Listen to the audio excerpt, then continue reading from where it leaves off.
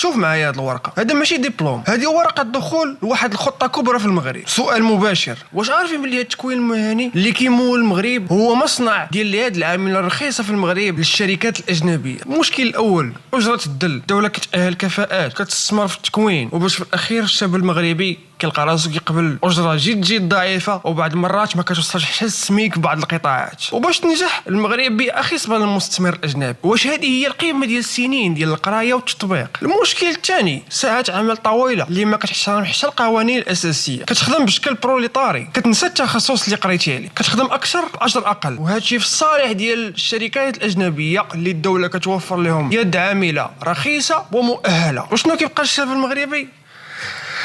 الاحباط. هاد الدبلوم هذا هو اللي خصو يكون مفتاح العيش الكريم في المغرب، رجع هو اللي كيكرس الفقر المهني. ما خصناش نبحثوا على فرص العمل، خصنا نبحثوا على الكرامه في العمل. خص هاد الدبلومات ديالنا يكون عندها وقع عالي في المغرب، وتوفر الشاب المغربي بيئه مناسبه وعمل مناسب عنده دخل محترم باش يقدر يعيش ويبني به راسه. ولكن كاين حلول باش نغيروا هذا الوضع. خاص اولا مراجعه شامله لسلالم الاجور، مؤسسات التكوين المهني والشركات اللي كتخدم الخريجين. ثانيا تقويه دور النقابات والجمعيات المهنيه في الدفاع عن الحق الحد الادنى للاجور. وثالثا واللي هي اهم نقطه، ما تبقاش تستنى في الشركات يخدموك ولا يعيطوا لك، فاع السيفيات ونوض تعلم مهارات راسك. راه كاينين مهارات دابا في الانترنت اللي تقدر دير بهم دخل اضافي بما سهل عليك الله في شي خدمه. واخيرا هذا المشكل ديالنا كاملين، الا كنتي مازال كتقرا في تكوين اولا تخرجتي، ما تنساش تقول لنا تحت في الكومونتير شحال كان اول صالير شديتي، وما تنساش تشارك فيديو مع اصحابك باش نوصلوا صوتنا. مع السلامه.